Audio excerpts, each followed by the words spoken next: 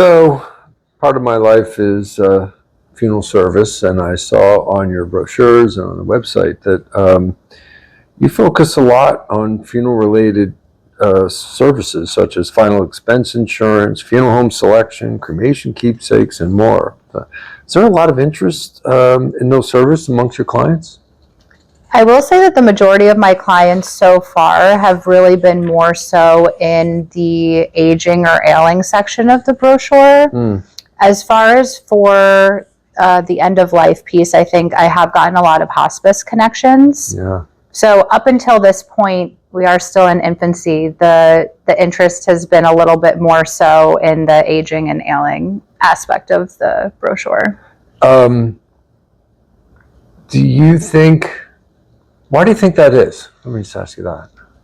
I think it's because the majority of my clients so far have been in the sandwich generation where they are managing their own life, but they're also kind of planning for an aging or ailing loved one. Mm-hmm. And they're kind of in that semi-crisis mode where something is happening right this second. Potentially not trying to pre-plan, but I always try. I mean, we've had many conversations about this.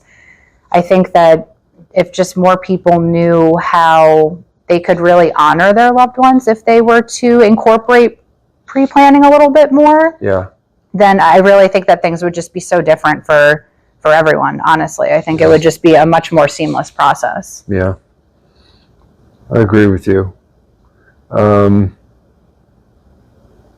I have a question along those lines. In your line of work, how do you think raising these topics helps improve the quality of life, even though they're gloomy subjects? Well, I think that it is the only thing that we really can not escape. So I'm definitely a big believer of not sugarcoating things. You know, there's no reason to steer away from things that are uncomfortable. I think that you can have very productive conversations, and most of the time when you do have a productive conversation, you kind of get the things that you don't really want to talk about out of the way. Yeah. The end result is you feel a lot better afterwards. Yeah. I've moved in the direction, no one wants to talk about death and dying. Of course not. Well, I do. You do? You do. Here we are. Yeah. Here's the podcast. Yeah. A few of us do. A few of us aren't afraid to, are used to it, accept it, whatever you may say. But I am more and more developing this concept that if we think of it as really improving our quality of life by talking about these things, then we'll have better relationships with our children and our grandchildren and vice versa. And the storytelling that can go on. And so we pass down generations of understanding and concepts and faith and culture and all those kinds of things.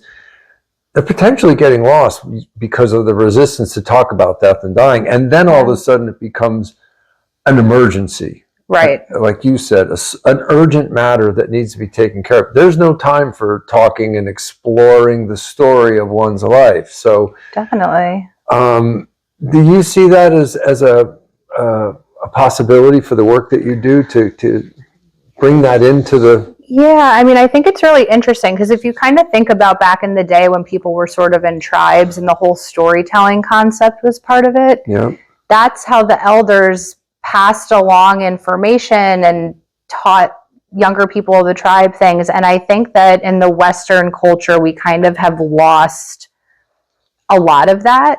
I think that there's a huge separation of bringing in the journey of someone's life where things almost become very boxed in. And I think we lose sight of what people's needs actually are in relation to what their story is.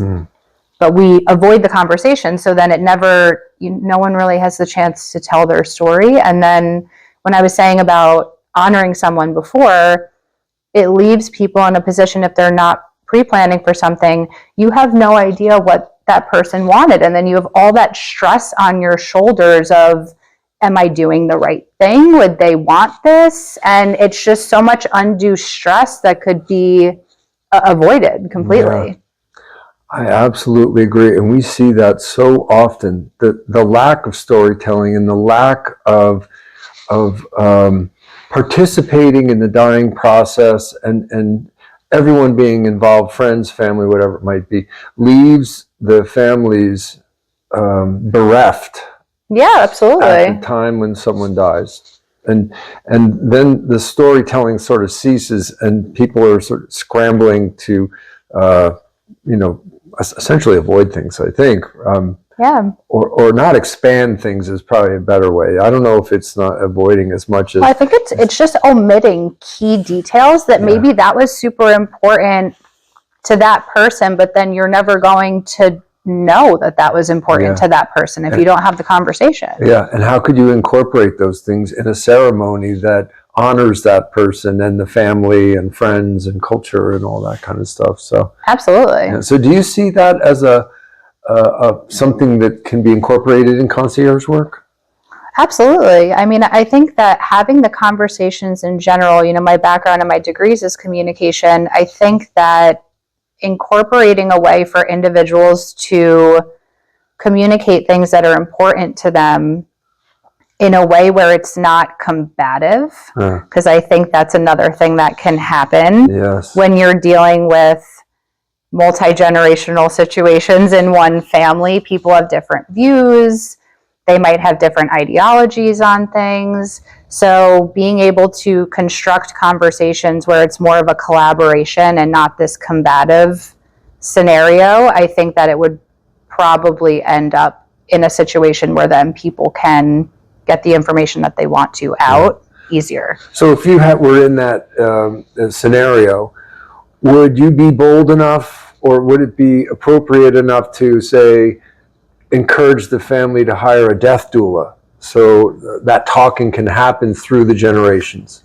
100%. I'm such a huge fan of death doulas, and I think that individuals don't even understand the scope of how important they can be, even if someone is in a palliative care space, and then having the, and I also will say this, that having the right education as a death doula makes all the difference. But they are so, so helpful, and I just wish that more families would lean on them a little sooner, because I don't think they realize how much value it actually brings to the situation. Right. So we covered a little of this already, but let me just ask you this. So personally, I feel that funeral service is disconnected from healthcare continuum, and I think that diminishes a dying patient and their family's quality of life. We just talked about that. Right. Are you that needed bridge between funeral service and other healthcare related services to provide a graceful continuum of care into and through the death of a client?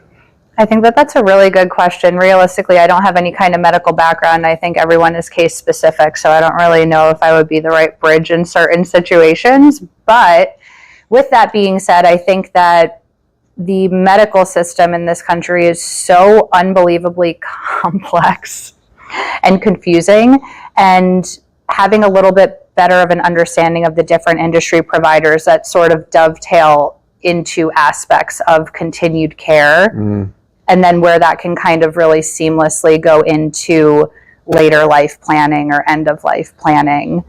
I would hope that I could bring some type of light to that a little bit. I would like that. I would like that too. Yeah, and I really feel like that's sort of, with all the research and education that I've had and life experiences, I feel like there really needs to be that bridge across all lifespans to help all of us get the best quality of care and life. I think everything is just very segmented as well, where if you kind of just even think about care in a healthcare sense, you go to one specialist for one thing, one specialist for another thing, and it is so fragmented that it's really hard to have any kind of cohesive care plan, because you're just in a million different directions at all times. Yeah, maybe we could smooth that out. I think you'd be good at that. Yeah, give me a call. I'm here. I can help. Okay.